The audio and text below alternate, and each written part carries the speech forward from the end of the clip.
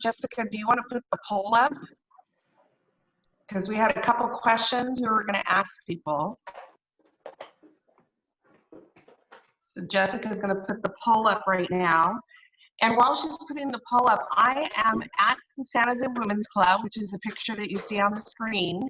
I'm actually there right now, live. I'm right behind that front door that you see. And this is the back staircase that goes up to the second floor. So I'm right in the front behind that door. How come you can't hear And there were like 3 questions we're going to ask you before we start the presentation. And I can't really see if they're going up or not. We have somebody that's handling, Jessica, the lovely Jessica is handling the Zoom for us today.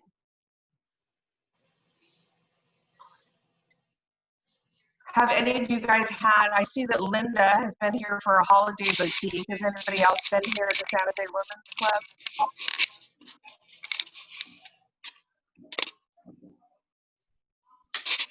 Yes, yes.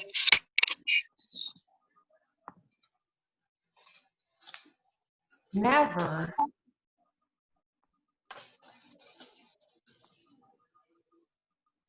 So we got yes for dance competition. That's cool. Carol, did you dance? Randy hasn't been here for a harp concert. That's cool. And for a Day of the Dead celebration outside, not inside. Audrey, why didn't they let you inside? I don't get it.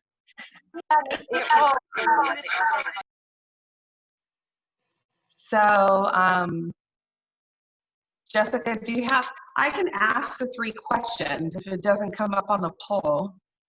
It is on the poll and people are answering. I can't hear you, Jessica, so is the poll going up or not?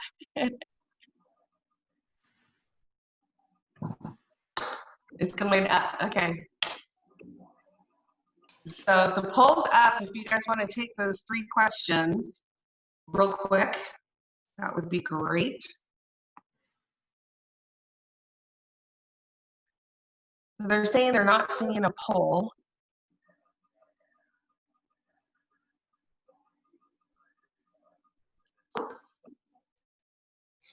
Darlene, why don't you ask the questions and have people answer in the chat box? I'm at a little bit of a disadvantage because I can't hear anything, unfortunately. So I'm just here talking to myself, really.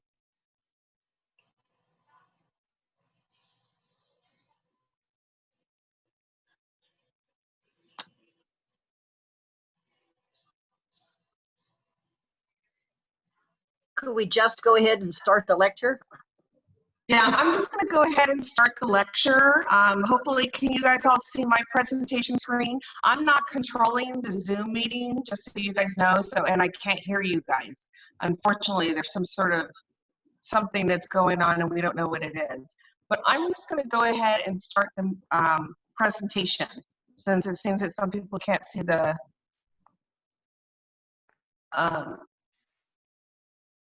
they can't see the thing. So somebody suggested everybody put in your chat to the side, or chat won't do it. So again, so I'm at San Jose Women's Club. We just celebrated our 125th anniversary this year. So San Jose Women's Club was founded in 1894, and that's all I'm going to say about that. That's a whole other talk. So the Castro Women, a historical telenovela. I started researching the Castro women when I went to the Fallon house downtown, and they were never talking about the wife, Thomas Fallon's wife. So I started researching about Castro, Carmel Castro, and then this is how this presentation came about. So the Castro family is an amazing family, and I'm really just going to talk about 2 women in the family today. It's really the story. I have to talk about the story of California for you to understand what these Castro women went through. So I'm going to talk a lot about California and how it began, because during their lifetime is when all these changes were happening. So there were 70 Castro ranches, both Spanish and Mexican grants, and at one time the family owned 10% of privately held property in California.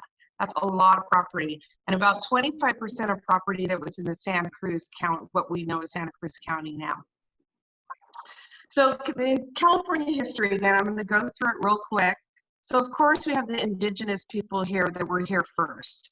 They were the first ones that were here, the Native Californians. They were here for roughly 15 to 17,000 years, and the population was estimated at 300,000 prior to outside contact. 1/3 of Native Americans in the United States were living in California, of course, because we have a lush land, we have natural resources here, water and vegetation and things to eat. They spoke over 300 dialects of approximately 100 distinct languages.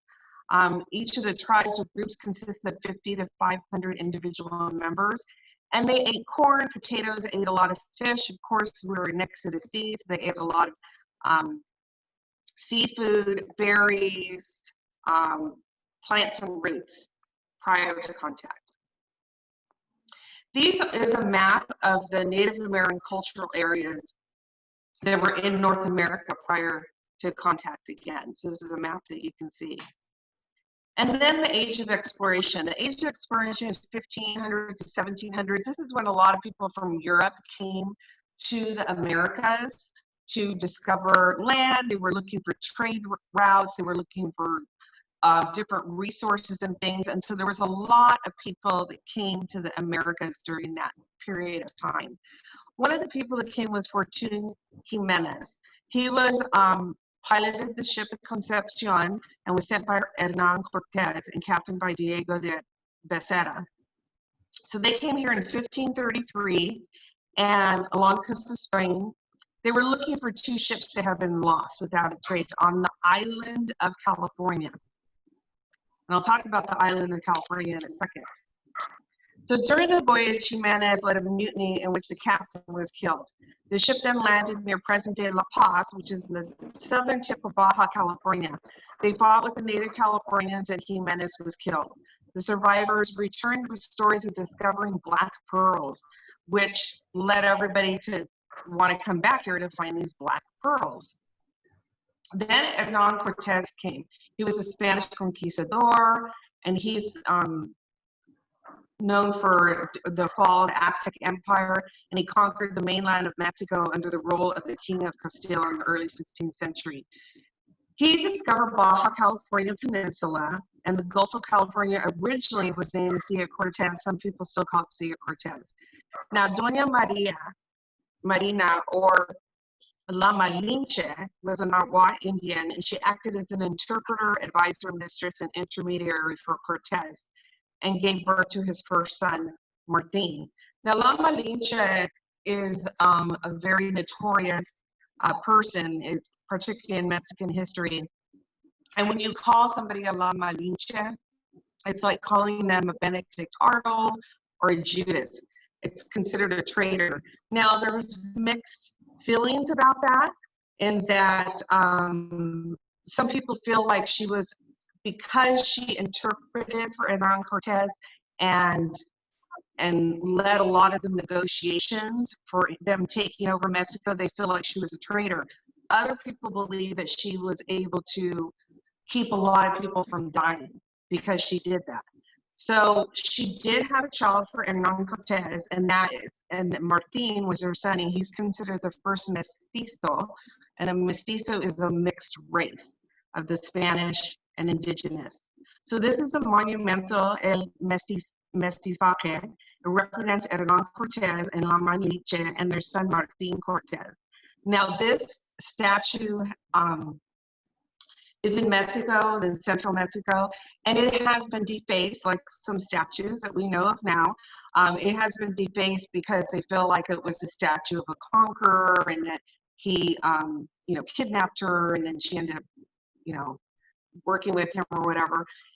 And then the child was of this mixed race, right? So it has been defaced. They have knocked over the child before. They ended up moving the statue, and now it is in a different place. And every once in a while, people get upset with the statue. As we know, people get upset with statues. So we'll talk about that again later on. So we have Juan Juan Rodriguez Gabriel, who's the first to explore Alta California coast, landing in San Diego Bay. His men found that there was essentially nothing for people to see in California, and he said it was of little interest. Little did he know how much, you know, property would be valued now, right? But so they believed him. They said California's not worth it to go there anymore. So it was virtually left unexplored and unsettled for the next 234 years. Then Sir Francis Drake came. He was an English explorer and privateer. He came ashore in Northern California in 1579 after capturing 2 Spanish treasure ships in the Pacific. He claimed Nova Albion, which is an ancient name for Britain, all of North America, 42 degrees north of the Spanish claims from sea to sea, so the whole northern upper part of North America. Claims are disputed, and of course, as always, Native Americans were not consulted.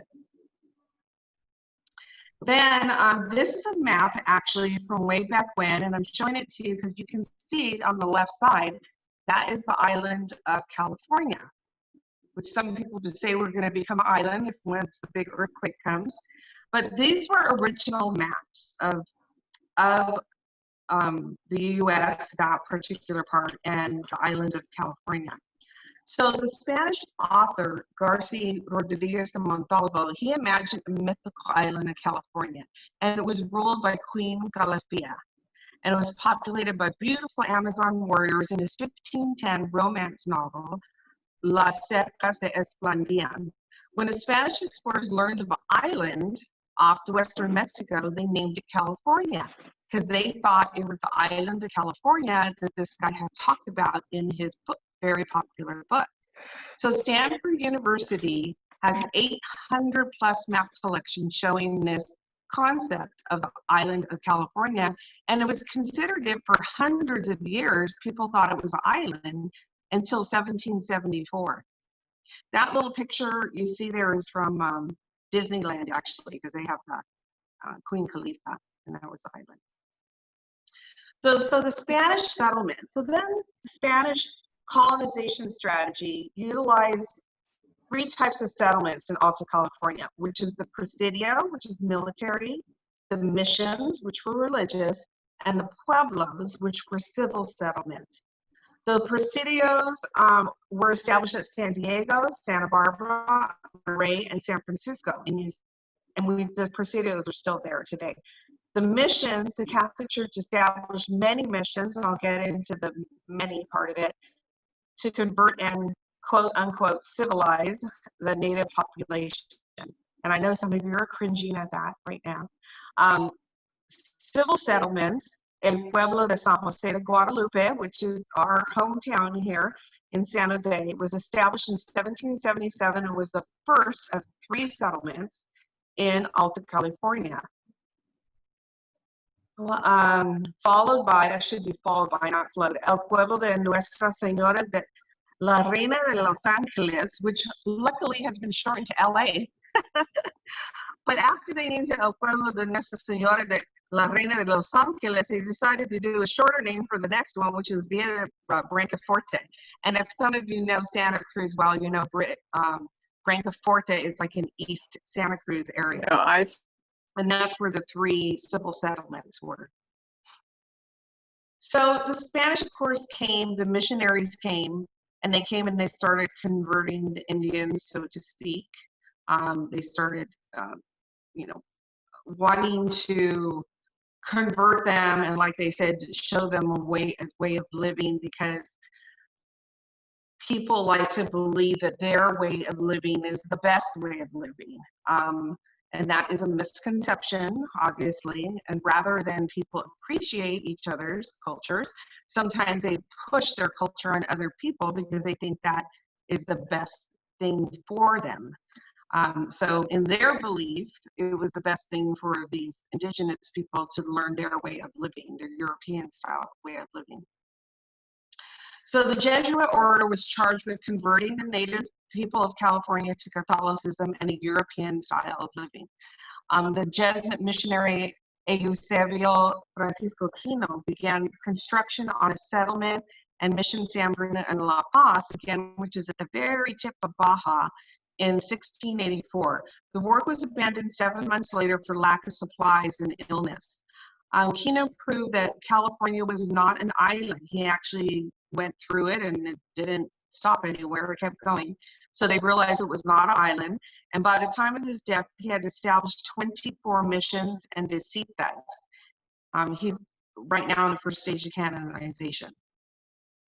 So then, Misión de Nuestra Señora de Loreto, Concho, was the first permanent mission in California, founded on October 15th, 1697, by Jesuit Friar Juan Maria Salvatierra. After a power dispute by Charles III of Spain and the Jesuits, because those Jesuits are always, getting themselves in trouble, they were expelled from Mexico and South America in 1767 and deported back to Spain. The Franciscans replaced the Jesuits and established one more mission in Baja California and 21 missions in Alta California. So Mission Basilica San Diego de Alcalá was the first mission in Alta California, founded on 1769 by Francisco Friar Hinojo Serra. The Dominicans arrived, and by 1800 they established 9 more missions in Baja. In 1804, California was divided into 2 parts: Baja and Alta California, the provinces of New Spain, Mexico. The last mission, San Francisco Solano, was founded in 1823.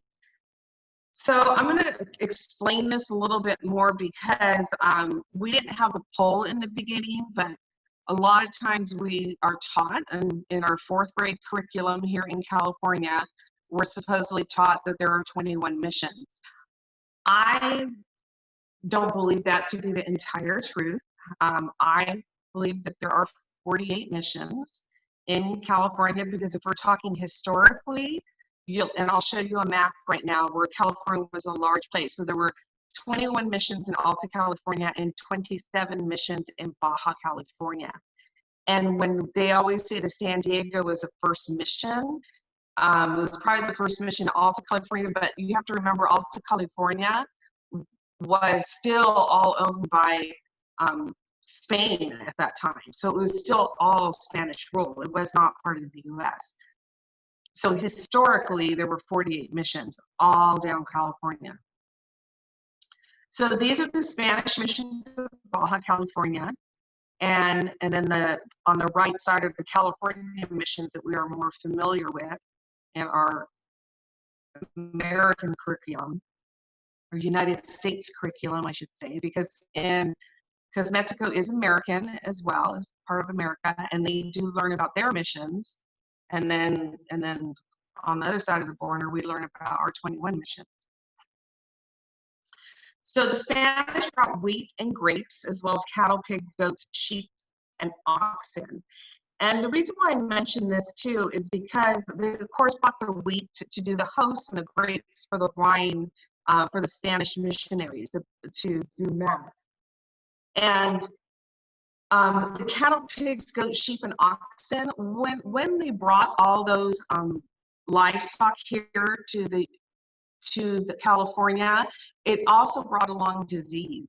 So the 300,000 native Californians that were here, they quickly dropped to 10,000 because of disease from from both the people and from the livestock.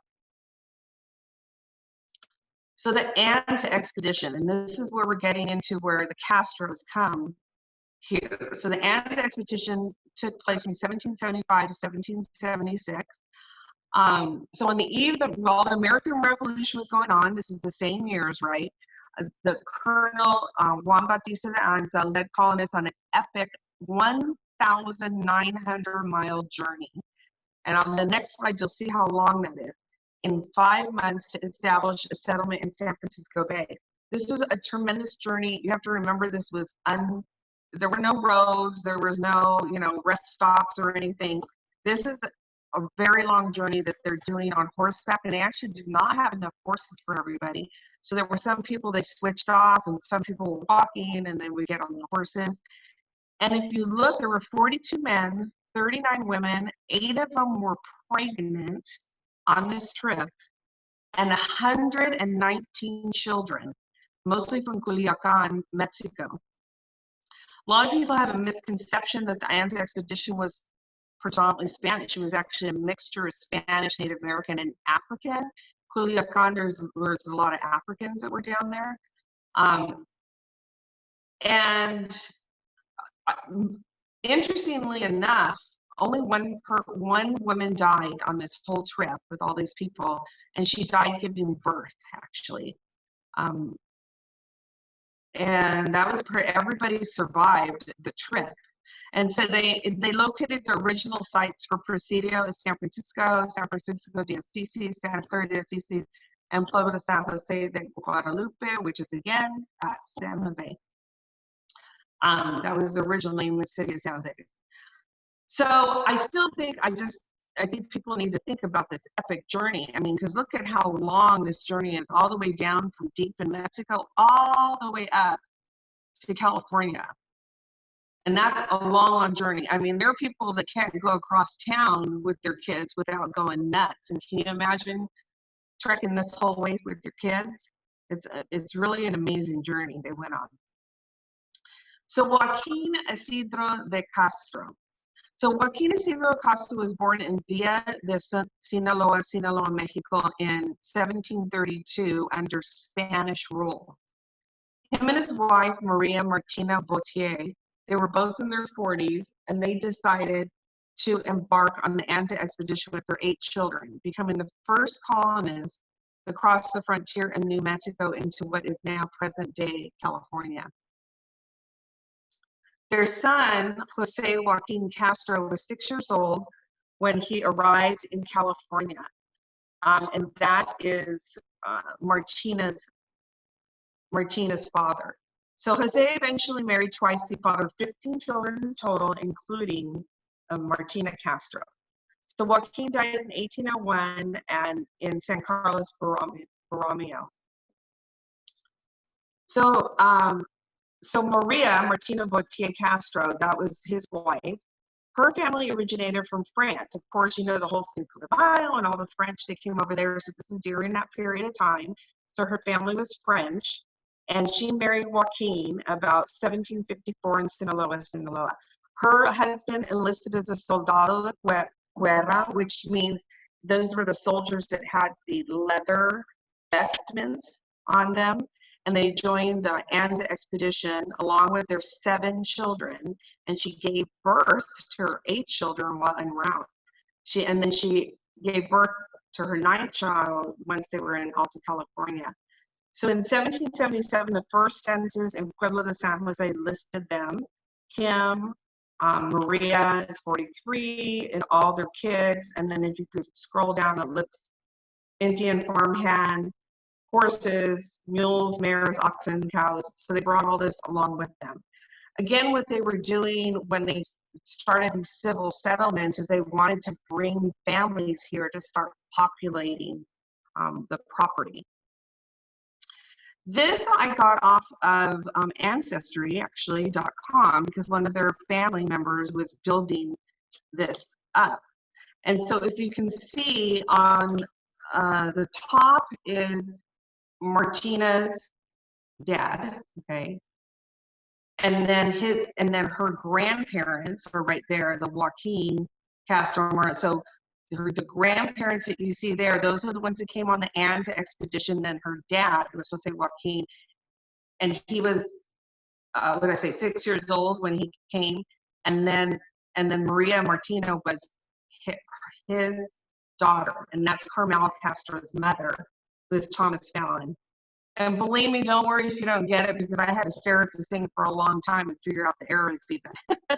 So the other thing I want you guys to note while I'm on this page is I want you to note, and this is why it's really difficult for historians when we're doing research, particularly with the Spanish era. If you look at everybody's names right there, everybody's Jose and everybody's Maria. Okay, so they'll say, oh, Maria Castro did this. Well, which Maria Castro? Is it Maria Josefa Castro, Maria Martina Castro, Maria Ignacia Castro? everybody's Maria, okay, and everybody's Jose. So it's very difficult sometimes. You have to really like look at people's birth dates or figure out, like really trace things very meticulously. It's very, very, very difficult because the way everybody is named the same. So Jose Joaquin Castro came to California as a 6-year-old, again, which you heard. He received Rancho San Andres, which was 8,911-acre Mexican land grant by Governor Jose Figueroa. That extended along the coast of La Selva Beach, if you guys are familiar with the beaches around here, to Watsonville. And then inland about 4 miles. So it's a nice hunk of property there. The Rancho San Andres Castro adobe, which is a historical landmark, was built by his son on this site, and you can still go there to see it. And after serving as a soldier for 13 years, Castro came with his wife Maria Antonia Amador to settle the new community of Villa de Brancaforte. Again, Villa de Brancaforte was one of those 3 civil settlements, and that is in East Santa Cruz. Maria Antonia Amador bore 12 children, including their daughter Maria Martina Castro, which is Carmel's, again, mom. After Amador died in 1827, Castro married Maria Rosario Briones in 1830, who bore him 3 more children. And in 1838, he died of smallpox. So this is the Rancho San Andres Castro adobe that his son built. And you can still go visit this. It's still, they renovated it. It's an unusual adobe because most adobes were 1 floor, and so this is an unusual one, and that has a 2nd floor, and it has an inside kitchen, which also unusual because usually the kitchens were outside. So that was a luxurious adobe right there. So Villa de Brancaforte, which is what we were talking about, this is where the Castros lived. Okay, this was a civil settlement, again, along with Los Angeles and San Jose. Unlike the missions, they were established for civilians and have been overshadowed. A lot of people don't even know about this civil settlements because they always talk about the missions. So like the Villa and Santa Cruz, they were very, very different because people that lived at the mission property, they were run by the priests, and the priests kept them in line and didn't let them do anything, right? Well, the Villa, they were partying over there. They were having fiestas and fandangos, and they had, they were drinking wine, gambling, beer, and bullfights. They were having a good old time over there, and the priests did not like that. These pagan people over there. So it was very, very different lifestyle. It remained, so Brancaforte maintained its separate identity until about 1850, and then it was called Spanish Town. There were still people that referred to it as Spanish Town, and it was annexed to the city of Santa Cruz in 1905. And so now it's, like I said, East Santa Cruz. And that is where the Castros originally lived. So these are the maps that I want you to take a look at, because again, this is unfortunately not anything that we learned in our school curriculum. But this is, if you see that whole green part up there, that is California. That is what was California at the time when it was under the rule of Spain. And if you see this map, this is 1786 to 1821. 1821, again, is when Mexico took it over. But if you can see, California is very large. So when I go back and I'm talking about the missions, historically, okay, there were 48 missions in that California area. So this is another map. This is a little bit later, and you see Spanish Louisiana, Texas is its own thing, always going on, and Nueva California, and you see disputed territory up there. So the disputed territory was between Russia and Britain, and of course, again, nobody consulted the Native Americans. So again, you see Nueva California there in a lot of the viceroys areas. And as you guys know, Texas, like you hear about, I'm just going to throw this in, because Texas is a whole other presentation. But the Six Flags of Great America, or Six Flags amusement parks, the Six Flags are the Six Flags that flew over that flew over Texas, because Texas was owned by 6 different nations. So Mexican independence. In 1821, Mexico achieved its independence from Spain, and California came under the control of the Mexican government. In 1833, the Act of Secularization replaced the Catholic Church's authority with that of the Mexican government. So what that means is that the Spanish missions, of course, had a lot of property across California. And then when Mexico took it over, they took all those mission properties away from the Catholic Church. And then they gave it to people, to their friends and family or whatever. They gave that property away. And on the next slide, I'll explain the grant process. So in 1836, the destination of Las California was revived, and they reunited Alta and Baja California. Again, when we're talking Alta, we're talking all of California that is currently California in the U.S. So the California land grants. So California land grants were made by the Spanish from 1784 to 1810. And then the Mexicans from 1819, 1821 to 1846. Authorities of Las Californias and Alta California to private individuals before California became part of the United States. Under Spain, when they gave you the property, they were kind of more like loaning you the property, because the king was considered still the owner of all the property. But they would give people property, and they were basically free leases. So they took care of the property and they considered it their own, but technically it was still owned by the king. After Mexico achieved independence, the Spanish grants became actual loan ownership grants. And these were for the wealthier people, the people who had power and authority. They were giving these land grants away to different people. Following the Mexican-American War, the 1848 Treaty of Guadalupe, Hidalgo provided that the land grants would be honored. I'll get back to those land grants being honored in a bit. So this is the 1827 map of Mexico. And again, you see that whole pink part, that's still Mexico. And that's the US to the right. But you see that whole color part? So all that part of America was still Mexico, was part of Mexico. So Maria Martina Castro was born at Villa Brancaforte in 1807 under Spanish rule. She married Simón Cuaca, a Spanish soldier who died 6 years later, leaving her a widow with 4 children, one of which was Carmelita Castro, who was born in 1827. Then she married Michael Lodge, who was a native of Dublin. There was a lot of Irish guys that came here and they married the Spanish women for good and for bad reasons. Some of them married them just for their property. Some of them actually fell in love. And so, sometimes we don't really know what the nature of people's relationship is, because you're just looking at facts sometimes. So they came ashore from a whaling ship, soon began courting Martina. She was a naturalized Mexican citizen and resident of Villa Brancaforte. He knew that marriage into the California family was a way of gaining property, and they wed a year later in 1831, adding many more children to her brood. So that's Carmel's one. This is the other Castro adobe, and this one is still around as well. That last one that I showed you is in Watsonville, by the way. So Xocal, or we see Socal now. Xocal or Socales, Socal, it meant a place where willows abound. That was the native language originally. Martina Castro received Rancho Socal, which was 1,668 acres Mexican land grant in 1833 from Governor Jose Figueroa. So what happened was Martina, all her brothers were getting land grants.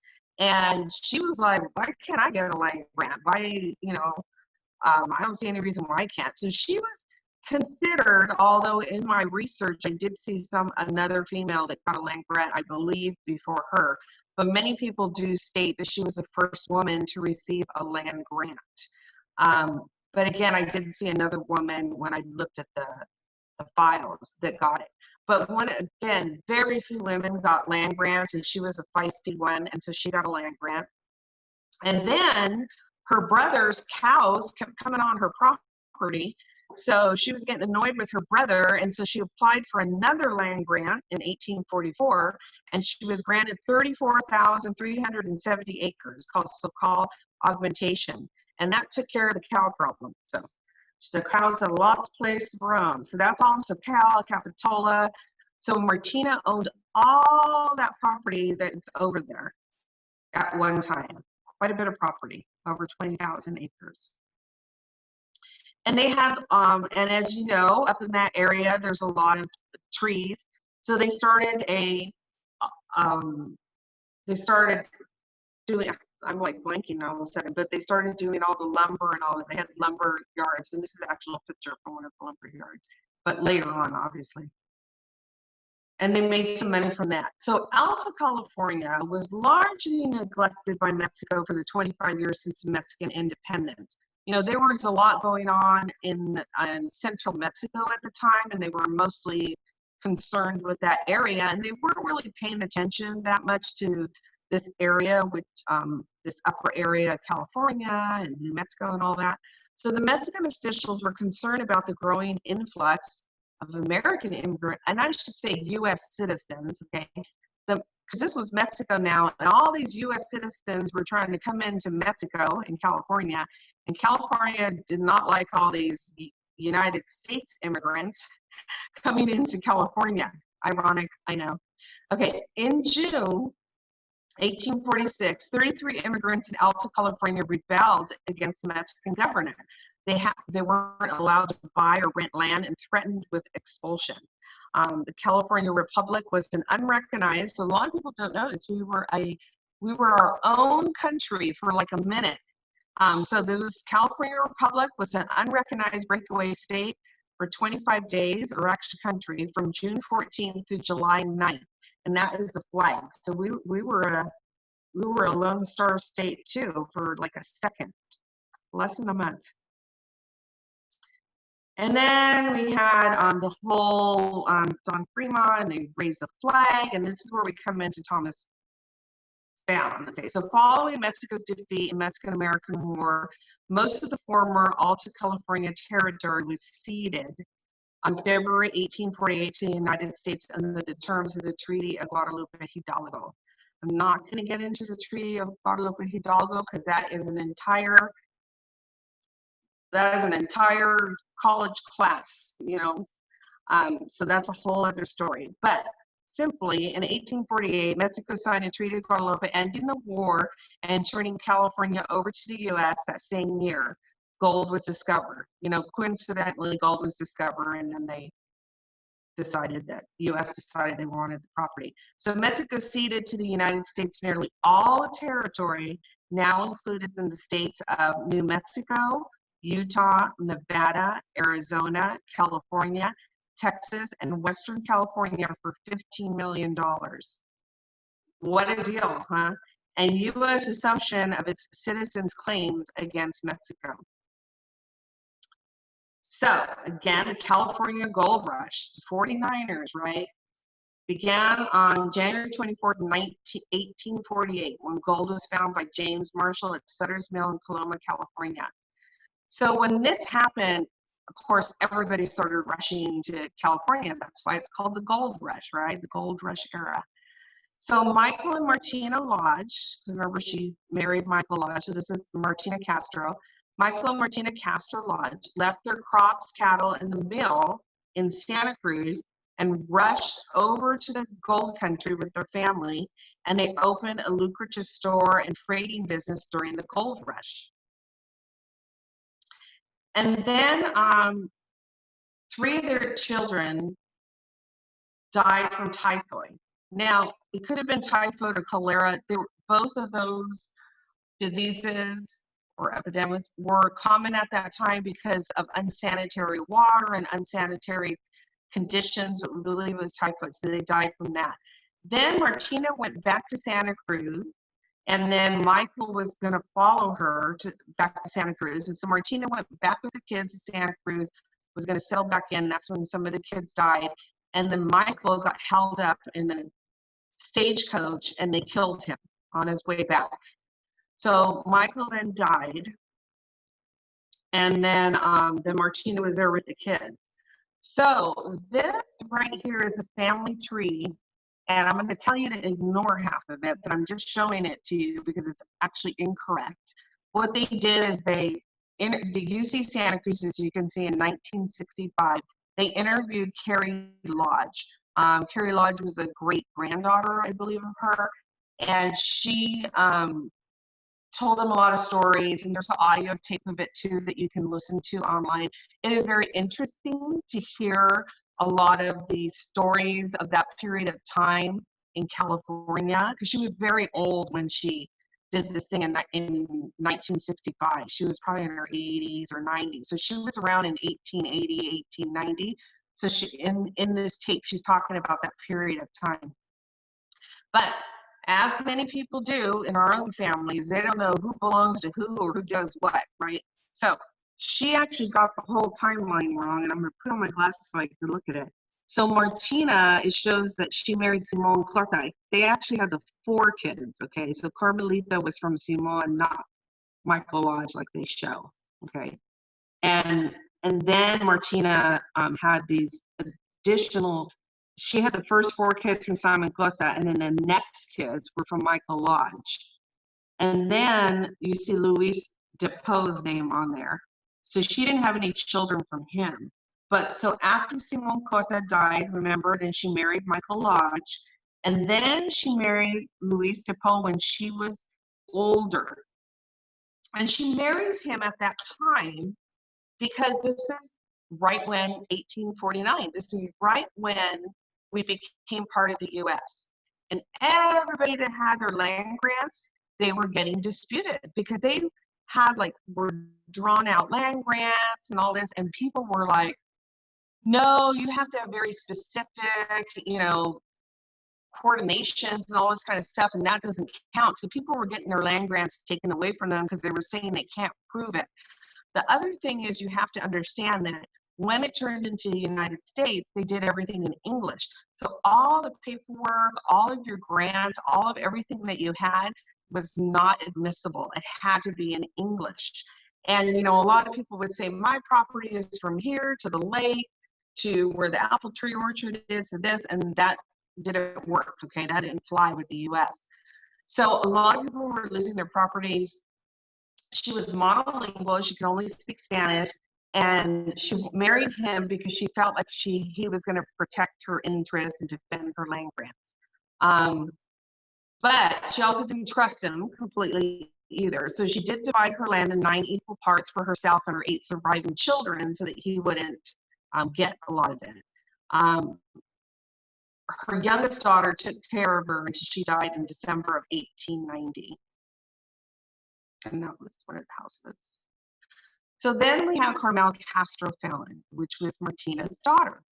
So Maria del Carmen Carmelita, Juana Josefa Adelada Cota y Castro, because this is how Latinos are, they have all their names on there. Okay, July 12, 1827. Carmel married Fallon in 1848. He was a hotel and saddle shop owner from Santa Cruz. So Thomas Fallon, he came here from, there's disputing stories that some say he came from Canada. He is Irish, of course, but they feel like he may have went from Ireland to Canada and then from here. Some say he came directly from Ireland, but not, I don't have any facts one way or another on that one. But he was a hotel and saddle shop. The little hotel was next to where Santa Cruz Mission is now. And a saddle shop. He was very ambitious, very entrepreneurial when he was young, a real go-getter. And he married Carmel Castro. Of course, their family had a lot of wealth, had a lot of money, had a lot of property. So a lot of his money did come from her, actually. And what happened was all of Martina's daughters married these different men, Irish men and other men, and they all banded together and decided to sue the mom for their property. So this was just heartbreaking to Martina. I mean, they literally say that it just broke her heart that all her daughters did this, and and their son-in-laws, all her son-in-laws kind of have the women plot against her. So they received 3,400 acres of land, which they sold, and then they moved to Texas and then San Jose. So what happened, they were gone a very short time. They went to Texas probably in 1853. They leased some property from a priest over there, and he was growing things, and he was supposed to be giving some sort of portion of the profits to the church. And then the church was not receiving that, so they actually sued Thomas Fallon for the portion of the profits. And then they were going to New Orleans. When they were coming back in Texas, three of their children actually, and I should just tell you that Tom McHenry is a big proponent of Thomas Fallon, and it was he put up the Thomas Fallon statue when he was the mayor here, and he graciously called me the other day because there's a lot of missing information about their children, and he just called me yesterday and told me he actually had an actual letter from Tom McHenry, and it's a really heartbreaking letter that he wrote to somebody, and it's a real letter, and he talked about that 3 of his children died of cholera in Texas when they were coming back from New Orleans. So they were very, very heartbroken about that. But they stayed married, and then they had an additional 6 children after that. So Thomas Fallon, again, Irish-born, Canadian-raised, okay, American. He was the 10th mayor of San Jose, and this is again when he was married to Carmel. In 1846, he joined the Bear Flag Revolt and raised a group of 22 volunteers in Santa Cruz and appointed himself the captain. The force crossed the Santa Cruz Mountains to capture the Puebla of San Jose without bloodshed on July 11th. Now, when they say he captured the Puebla of San Jose without bloodshed, what happened was there wasn't like a big fight going on at that time. There was about 11,000 people that lived in San Jose at the time. They basically waited until the Spanish soldiers left, and then they came and they raised the flag. So it wasn't like this big old battle or anything that went on. He raised the flag, and then rumor has it, I've heard from many people, that Paul Burnell, who is our current town historian, is an original Californio, that his grandma went and took the flag back down right after he put it up. So anyways, but that's what he gets credit for, is raising the flag in San Jose. So on July 14, 1846, he received an American flag, which he raised over the Pescado of San Jose. So that Thomas Fallon, so again, he was the 10th mayor as well. And which I don't have in here, but here's their house. So the Fallon house, I believe it started being built in 1854, which is right when they came back, when their children died. I believe in looking at the facts that I've been able to dig up, it looks as she was pregnant with Annie Fallon, and Annie Fallon at the time when they arrived back in San Jose, her daughter, which was 1854, and then the house was probably completed in 1855. So this is Fallon House, those of you that know downtown San Jose, and you can see to the left of there is adobe, is the Peralta adobe, and that right there is where San Pedro Square is, you know, where the Peralta adobe is. So, and speaking of Peralta adobe, it was actually Antonio Manuel Gonzalez. He was one of the first, he was an Apache Indian that came on the Anza Expedition, and he became a mayor of San Jose, which a lot of people don't know, that we had an Indian, Native American mayor. But that was actually, he built that house, and then after he passed away, the Peraltas took it over, and they lived there for a very long time, which is why it's called the Peralta adobe. So that's the Fallon house, which still stands, and you can go on a tour there. And then Thomas and Carmel Fallon, their children, okay? So Mary Fallon, she is mentioned in the 1850 census, and she was 2 years old at the time in the 1850 census. So there were 2 unknown children. I have not been able to find out what their names are. Those are the ones that passed away. And then these are the other children that were born once they came to San Jose, which was Annie Malone. She was an actress and performer. You can Google her. She lived in San Francisco for a long time. Emma Fallon Burns, William Fallon. Some of them you can see died young. So some I have iffy information on. I've been able to find their birth dates, but not when they've died or anything. Isabella Blanche-Val, and she was married twice actually. So she has kids from mother of 3 from Nathaniel Jones Britton, and then she was married to Bullock afterwards. James Fallon, he died prior to 1885. That's all I know because he was not in the next census. But I don't know when he died or what happened to him. Frederick Arthur Fallon, he was one that lived for a long time till he was 84. So these were the censuses, and it showed that Carmel Fallon had 9 children and 5 were still living at the time in 1870, and 3 were living at home.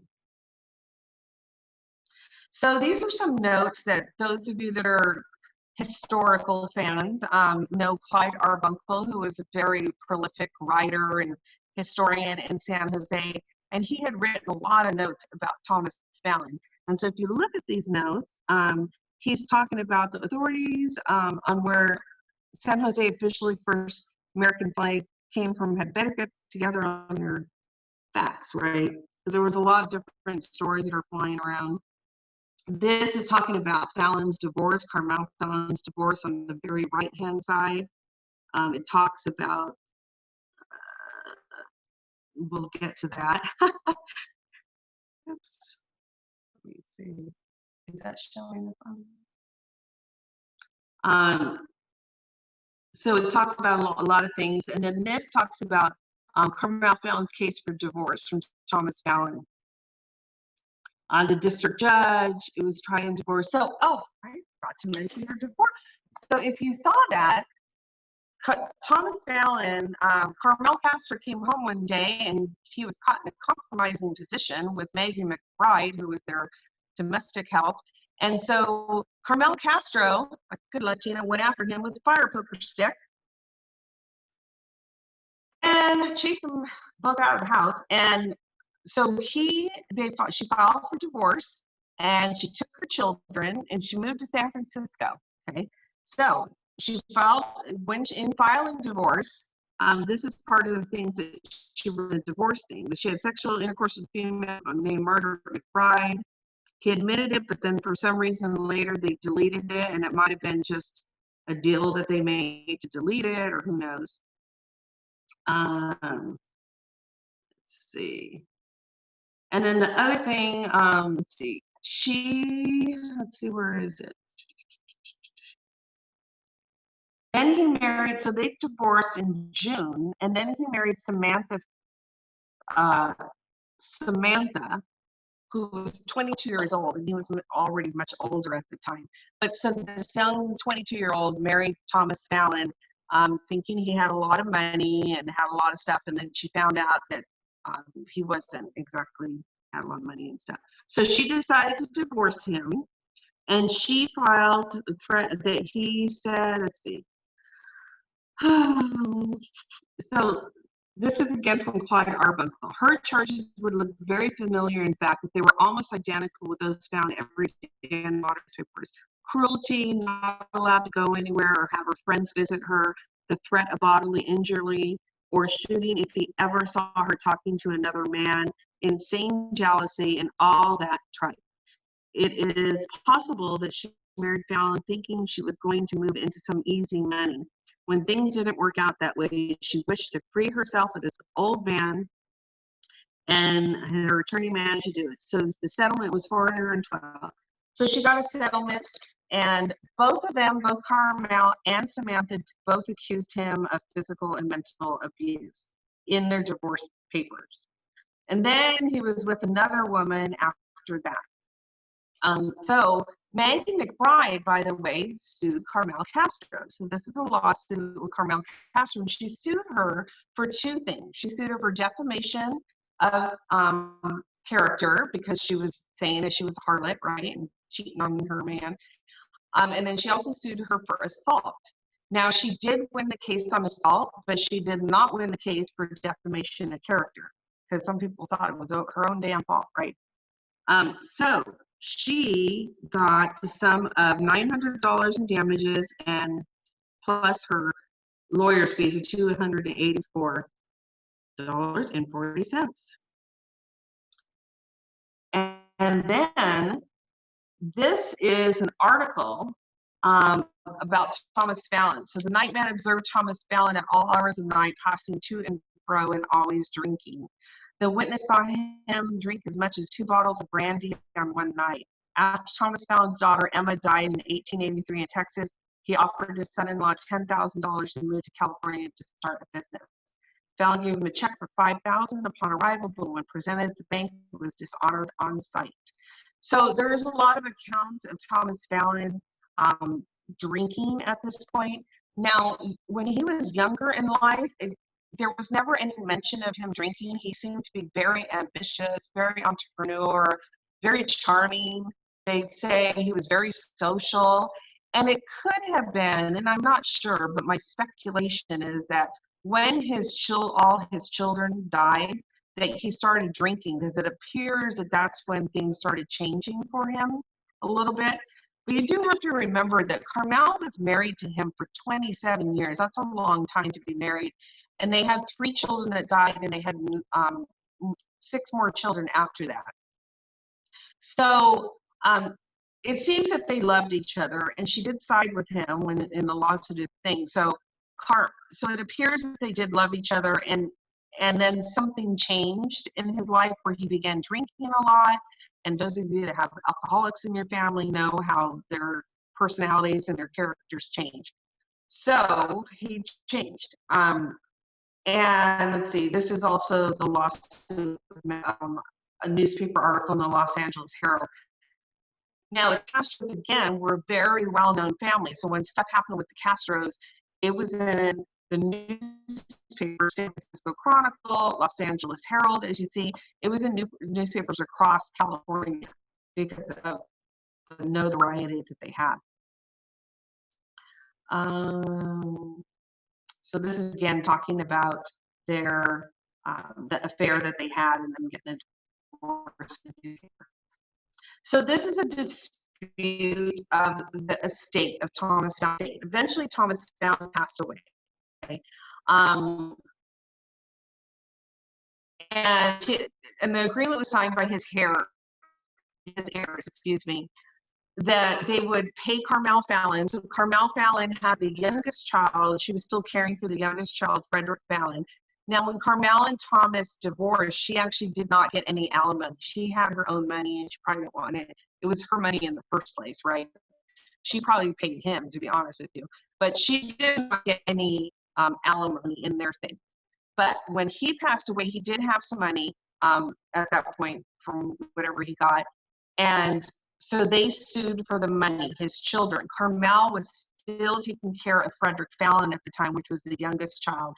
So part of the agreement was that the other kids agreed to give her so much money because she was still taking care of the youngest child. And so this was in the Santa Cruz Sentinel, talking about that. He died in 1885. Oh, and I should mention this. So if you look halfway down, it says William and Alfred Fallon and Annie Malone claim to have been given them in April 1884, 1876, while the descendant was insane. Okay, so they mentioned that Thomas Fallon was insane. Now, during that period of time, if somebody was a rabid drunk or was a drunkard or a rabid alcoholic at the time, they considered them insane. So it could have been that. I don't believe he was mentally insane. I haven't seen any evidence of that, but there is obviously some notations of the amount that he drank. So here's another thing in the paper talking about his drinking again. They visited him at the Baldwin Hotel and found him in such an intoxicated state that he fell over the chairs. The witness had known the deceased since she was 7 years old and noticed his gradual decline physically. So it appears that he became a rabid alcoholic, is what happened. So Carmel, on the other hand, after she divorced Thomas, she started over in San Francisco and real estate investor, acquiring a tremendous amount of wealth. She built the Hotel Carmen Fallon on 1800 Market Street. She later made a generous pledge to the San Francisco Opera House, and there's a plaque to this day that is on the Opera House thanking her for her donation for the building. She did very, very well after. She was a very savvy businesswoman, very philanthropic. This building is the Carmel Fallon building, which I think many of you recognize. This is in the Castro district, of course. The Castro district was not named after Carmel Castro, but it was named after one of her relatives. Again, because the Castros are very, and it's a historic landmark. So in the 1906 earthquake and fire, as you saw, the whole city was on fire after the earthquake. Well, Carmel Castro was much, much older already. She was very old. She fought the fire and she tried to protect her building. So I'm going to actually go back here. You know what? I think I read that slide. But if you go down that street right there, where that building is, you're going to notice that there's modern buildings to the right of there, and then there's older buildings to the left. And that is because they literally fought the fire right there where that building was, and all those other buildings to the right burnt down. And she survived the fire, by the way, but because she was older, they feel like all the smoke inhalation and all that really took an effect on her health. And then she did pass away. She was not healthy for a while, but she lived a long life still. So she died on December 5th, 1923, at the age of 96 in San Francisco. And she was buried in Woodland Memorial Park in Colma, where lots of people are buried. So then, of course, when she died, then there was another lawsuit over the estate. And then this is an article talking about the lawsuit and how her kids were fighting for the different things. And then that was pretty much it. So I don't know if people had questions or what is going on here, because I cannot hear anything. Is in the Western. I wish I could hear people. Darlene, not many questions have come in, but if anyone does have a question and they want to unmute themselves. You might have to type stuff, whoever's working on this. Why was she buried in Colma? Because Colma, if you've ever been to Colma, which is Colma, there's nothing but cemeteries over there. Why did she keep her Fallon? She probably, like many women, they keep the Fallon last name because their children have that name. So that is my guess. You can also check the California Register. I don't know what that's about. There are a few books so there is a book about Thomas Fallon that former Mayor Tom McHenry wrote, and that is available. He did, as Tom McHenry said, there are some facts sprinkled in there, but what he did is he took artistic liberty, as he said, to pull the facts together, and so a lot of it is fictionalized. So it is not a completely historical book. It is half some facts and some fictional is in there. So it is not a historical book, just so you know. Yes, Elizabeth. So I'm just, as questions pop up, I'm trying to answer them that I see. So what I was going to do, if we do breakouts, we have 172 people. I was going to talk about historical revisionism. I can see it changed on my thing, but did you turn my thing off because I don't see it changing, Jessica? Does it say historical revision? You can see it? Okay, because on my thing. So historical revisionism, it's a term that identifies the reinterpretation of a historical account. It usually involves challenging the orthodox. So this is basically when people revise it. Now, sometimes things are revised, like Joaquin Cabrillo. A lot of people think he was thought he was Italian. Some people think Portuguese. And just recently, they found something. They found his birth certificate, and for hundreds of years, they were saying he was from someplace, and he's actually was born someplace else. So that's revisionism, because as you gather information, you find out new things. Like like I said, Tommy Kennedy just called me yesterday and told me about this actual letter that he has where it said 3 kids. And I have been trying to figure out if it was 2 or 3 kids, and we've never been able to find birth certificates, but we've heard that their kids died.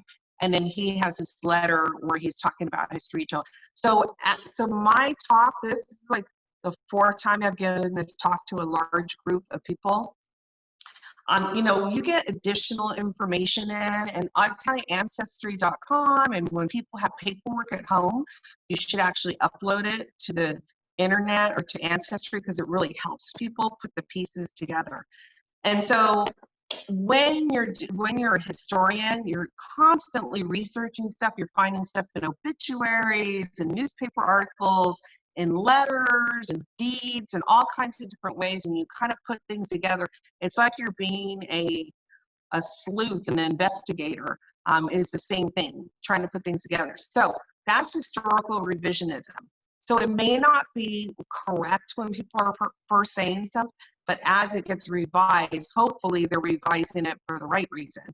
Now, historical negativism is something different, which is similar but different. This is more intentional, where people consciously falsify or distort the truth in the past to serve partisan or ideological purposes in the present. So this is when people are negating stuff. They're just like saying this didn't really happen, or they don't want to say anything bad about someone. So even like, say, Thomas Fallon, okay, there are people that really think he's a hero and put him up on a pedestal because we have the statue in downtown San Jose, and there are other people that think he's a horrible person, right?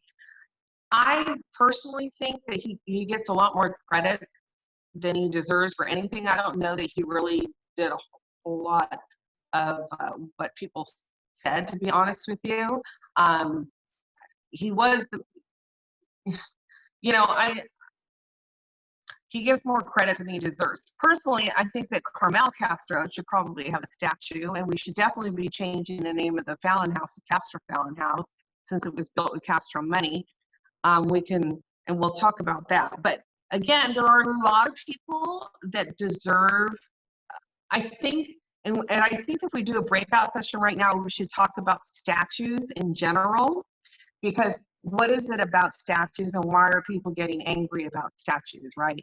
And I heard somebody really talk about this, and it made sense. It was like, if you have an ex-husband or ex-person, or you have an uncle that molested you or whatever, and somebody is saying, you need to keep that picture up in your house because that's history, and you need to remember that because that's part of your history. And you're like, hell no, right? I don't need to remember that.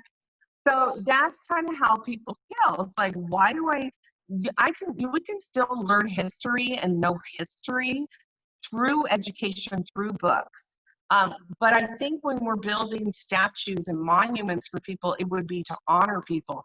Unfortunately, in this country, a lot of times, many of the people that we are honoring, it has to do with war or violence or conquest.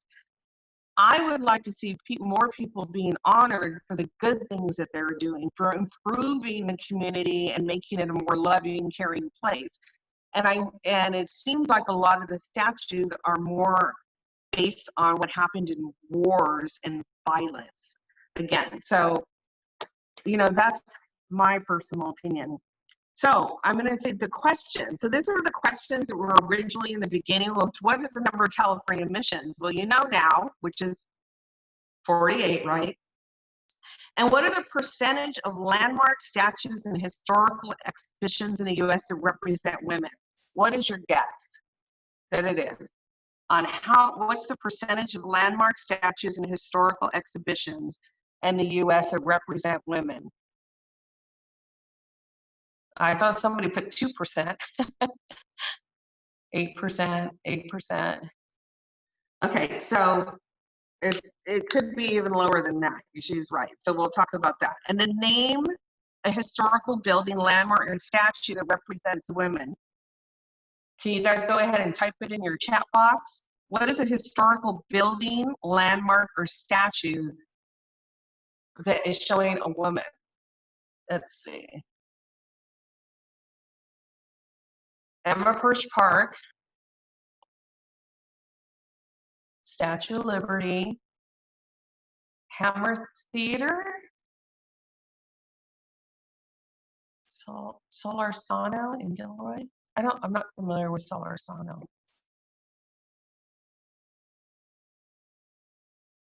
Mother Jones in Central Illinois.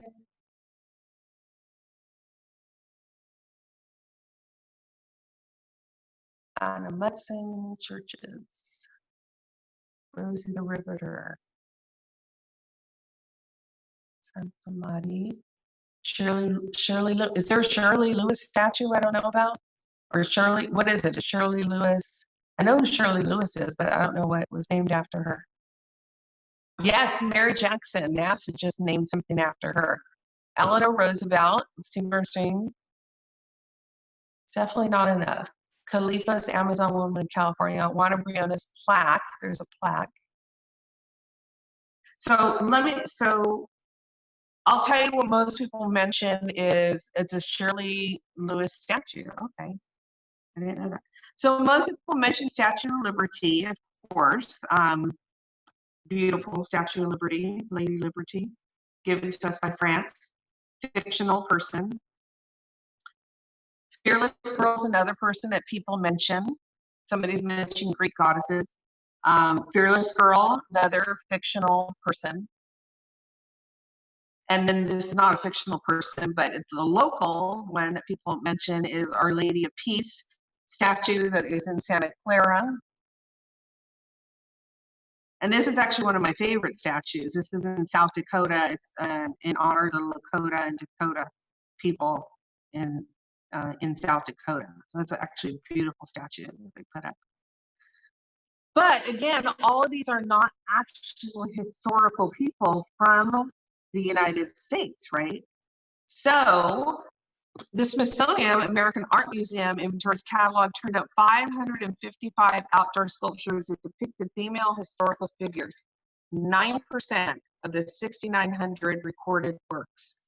Then Lifetime, you know, when you watch all those movies, Lifetime Entertainment, they had Her Story project, and they counted fewer than 200 statues that depicted actual historical women, or less than 4%. Grand total of 9 national park sites are dedicated to women history out of 411. So women have always approximately been about 50%, but only occupy about 0.5% of recorded history. Usually women, and this is back to negativism, women are negated from history. The men, their fathers, their brothers, their husbands always took a lot of credit for what was happening, for all the work that the women were doing behind the scenes, so to speak. So there's a lot of women's history really needs to get more things. So I don't know if you guys want to go into breakout session. Jessica, can you do that? I can't see you, Jessica. Your face is up. Yes, I can do that. If you guys want to go out into breakout sessions and discuss statues in San Jose and what statues that we should, particularly women's statues, what are women's statues or monuments that we think we should have in San Jose?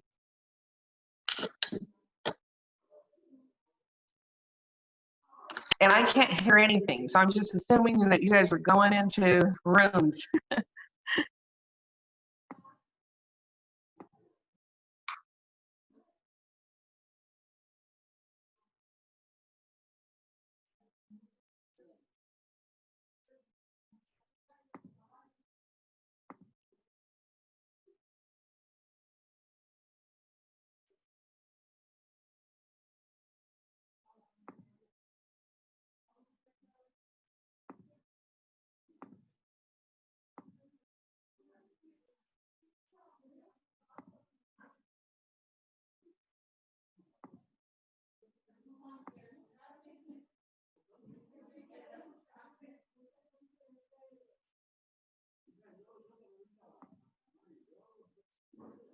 The statue of Shirley Lewis in Guadalupe Park, next to where Henry's High Life is.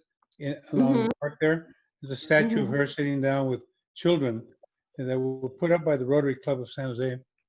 Oh, you know what? I didn't know that. That's interesting. Yeah, it's well, she was very popular in our Rotary Club.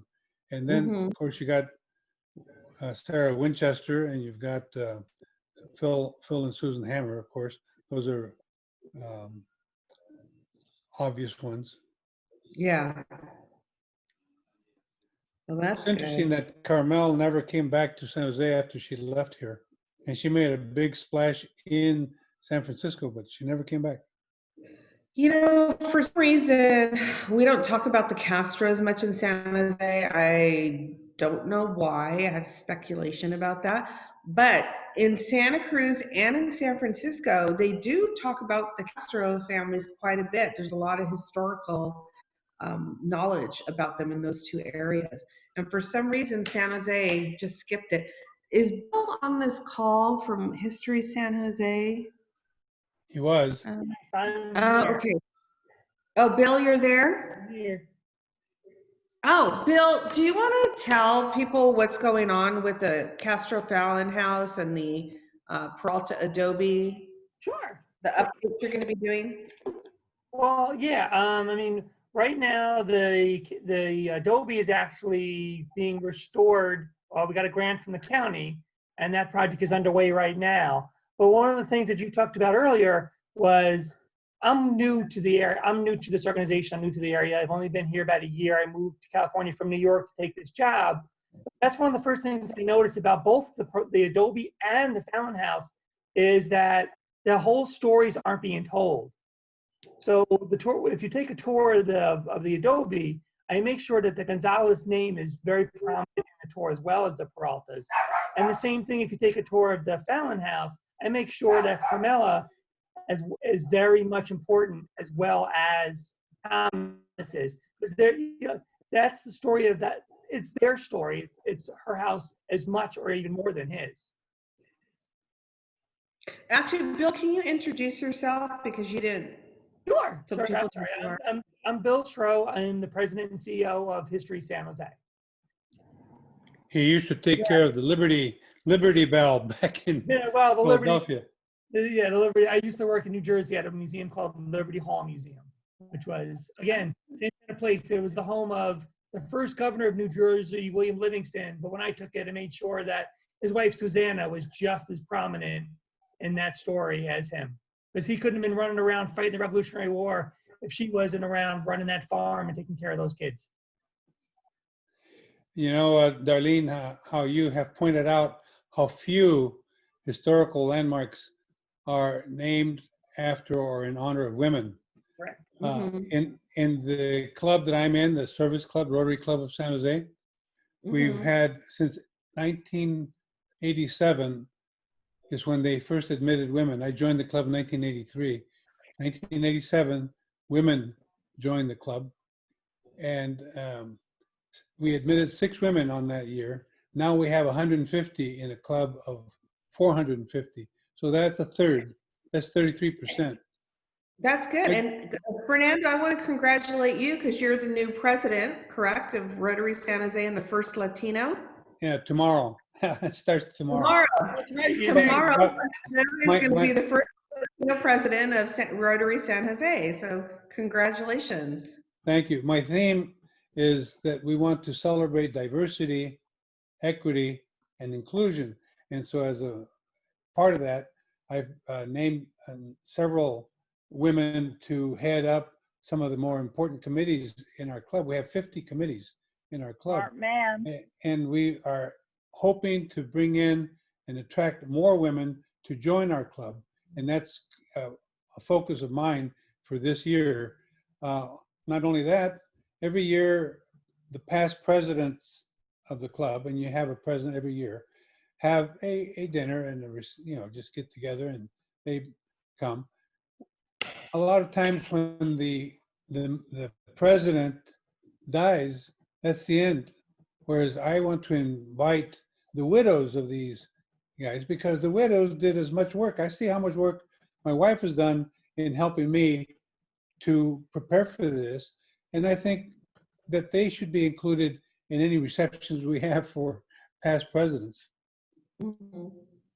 Well, it's way beyond receptions, but yes, congratulations, Fernando. Oh, sure. Thanks. Fernando and the Women's Club is accepting male. They have always accepted male members too, you know. We have Boy- male members. The Boy Scouts have also started to take in young women, young girls. I think I got my hands full for this coming year, though. You definitely do. That's a large club, yeah. You guys have what, 500 members? 450 that are regular members and about 20 that are honorary. I want to take it up to 500, and it's the 9th largest club in members in the entire world. That's huge, because there's over 30,000, 35,000 clubs in 200 countries, and over 1,200,000 Rotarians. So yeah, it's a major organization, and I'm honored as well as apprehensive about taking it over for a year. But Yeah, like great. so many of them tell me, they want me to succeed because they don't want me to make the Rotary Club look bad. Yeah, and Christine Kraft, who's will show up right now when I have her to introduce herself. She's the new president of San Jose Women's Club, where I'm streaming live from. So Christine, why don't you introduce yourself? Hello. Hi, everyone. What a fascinating, awesome presentation, Darlene. Really, I think it needs to be a series. I want to learn more about all of these characters, and myself included, because full disclosure, my maiden name is Fallon, and I come from a long line of East Coast Richard Thomas Fallon. So I'm going to get to the bottom of this and see what side of history I'm on. But in fairness, just because, we're here in San Jose, I mean, my mother's maiden name is Rodriguez. So maybe, there's a role for our lineage that's shining bright. And I appreciate you, Darlene. I appreciate you bringing a fresh perspective. The Women's Club adores you and your hard work. We need partners across the community in every sector. There's no limit to what we can accomplish when we set up good conversations and sit with each other and have coffee or, conversation. Right now with coronavirus, it's really difficult. But we have a building. We have a beautiful building that's available, and I look forward to partnering with many organizations in the city to build a mission that matters. Thank you. Do you know that we have a historian of San Jose? Yeah. On the Rotary Club, yes, for sure. I'm sure you boys do. No. The official historian for the city of San Jose is a Judge Paul Burnell, who's related to, or is a descendant of the Burnells that were early settlers here. But he's the official historian. Great grandma, the one that took down the flag that Thomas Fallon flew. That's what I'm told. Oh, that's interesting. Yeah, I think Paul like Burnell that. would be interesting to have him speak. Another one is Damian Bassage. He's a professor of history at San Jose State. I gave his name to a young woman from Santa Cruz, who Meredith, who says that she's in the chat. a former Castro. I think Can we, Fernando, I'm so sorry, but will you put the names in the chat so we memorialize these? Sure. And I will follow up, because I think there is an event, I think April is on the line also. And her point of view is interesting. And I think we could have a history, like a love-in with history, and come up with some really untold stories that are worth sharing. Bring the Mercury News. Bring people in. Yeah, so with the T series, we are doing additional talks. We're going to do a talk about, in the future, about the women's club movement. in the progressive era for women and all of the fabulous things that women did during that time. They did a lot, actually. And then also, I should say next week, so the T speaker series is a collaboration, if you guys saw it, with the Latina Coalition and La Raza Historical Society. And next week, Latina Coalition is doing, next Tuesday, is doing a talk on sitting on boards and commissions, which is very important. The planning commission right now for the city has 5 openings that they've just created. So there's a lot of openings there, and there's openings on many commissions for seniors, for juveniles, history, for parks, for all kinds of things. And so it's very important that we have a wide diversity of people on the commissions. So things like women's monuments get made, you know, because when you have all, you know, back in the day when you had all men on the commission, you know, they thought about themselves and they didn't do women wouldn't want a monument. They would want a garden that fed people. Right, probably, yeah. So or some fresh water. People with different backgrounds, and males and females and people of color, and just a real diversity on the boards and commissions. So that's an important one next week that she's going to do on Tuesday. I think Gabby left already, but it's going to be the same time next Tuesday, and something will be sent out to you guys. 6:30 next Tuesday. Next Tuesday, 6:30 to 8 o'clock. And we'll have we have a series of different ones. La Raza Historical Society is going to be doing a couple talks too, which Rosanna Alvarez will be putting together. So we'll be getting that together. Does anybody have any last final thoughts? Because we're going to be, yeah. So Fernanda put it, it's Paul Brunel is the town historian for the city. We're not a town anymore. Ramon Martinez here. I just wanted to thank you for your presentation. And I think the more we meet, the more we're going to find out that we know each other better than we think. For example, I was going to say to Christine, she said she's from Washington, D.C., and we were talking about Joyce Ellington, for whom the library is named in the Northside neighborhood. And yes, Joyce is a niece of Duke Ellington, and they're originally from DC. And so I knew her, and she used to tell me about when he used to come and stay at the house. Wow, lucky.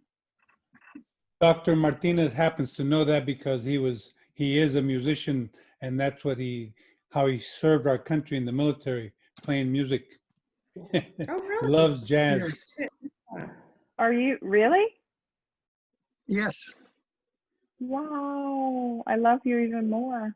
I already hearted you 3 times in the chat, but now I'll send you music.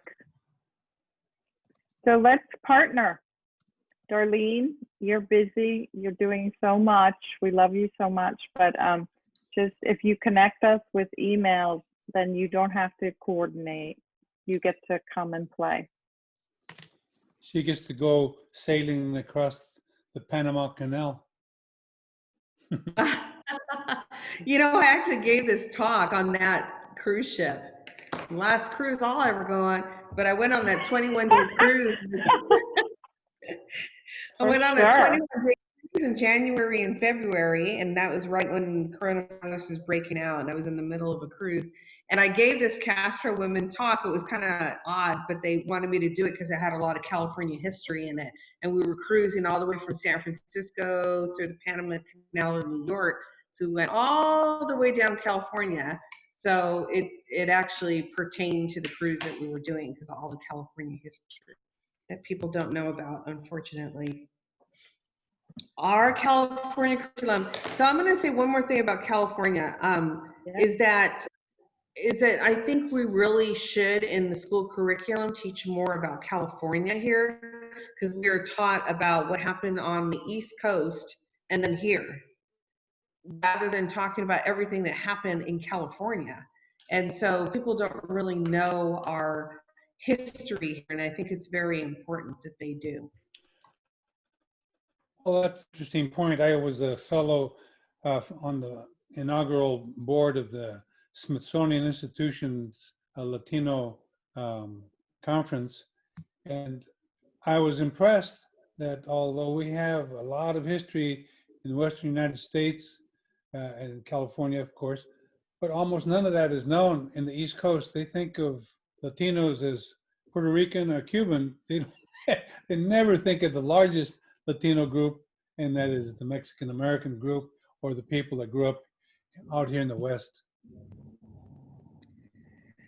I wanted to mention as a retired school teacher, you're aware that the state of California does not teach local history in schools anywhere. You know, we teach national history. So that's, so whatever we do about local history, I think that's the place where people like us can go and work with teachers and deliver the history, because the state right now with pandemics and distance learning and everything they're facing, one of our advisors, Dr. Al Camarillo, who's on our advisory board of La Raza Historical Society, he gave us that advice. He says, don't try and have teachers do more. They can barely do what they're doing. You need to deliver, deliver the history, get people, provide for the schools. He says that's probably most welcome like that, but just something for us to think about. Just so you know that, That is a great point, Ramon, because as we watch the wealth of this country be transferred into fewer and fewer hands, the history of the country will also be written smaller and smaller and compressed. And it's not just, different ethnic groups that will be salvaged, that will be, slayed along the way, but the role of women. And we need to stand into this and create spaces where we celebrate integrated historical context. And it's challenging, but I do think as we work across sectors at the intersection of meaning and story, the sky's the limit, and small doses of it over time make the bigger difference. It's like rain watering a garden.